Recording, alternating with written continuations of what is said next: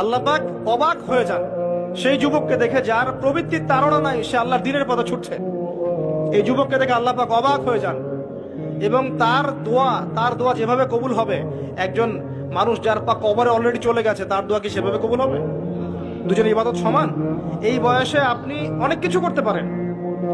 আপনি চাইলে এখন বড় সন্ত্রাসী হতে পারবেন, বড় জেনাকারী হতে পারবেন, আপনি চাইলে টিকটক সেলিব্রিটি হতে পারবেন, আপনি চাইলে এখন আরো খারাপ লাইনে যে মাদক সেবন করতে পারবেন, 30-40টা গার্লফ্রেন্ড চেঞ্জ করতে পারবেন, আপনাকে কেউ বাধা দিবে না। আপনি চাইলে 1-2 হাজার টাকা দিয়ে জেনা করতে পারবেন, উন্মুক্ত সব আপনার জন্য। ইভেন এখন আপনি চাইলে মদও খেতে পারবেন, লাইসেন্স দিয়ে আছে, আপনি করতে পারবেন। এই সময়টা আল্লাহ পাক দেখতে চান আপনি কি করেন।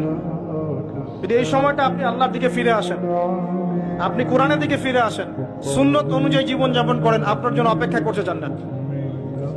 কি চান আপনি সিদ্ধান্ত নেন।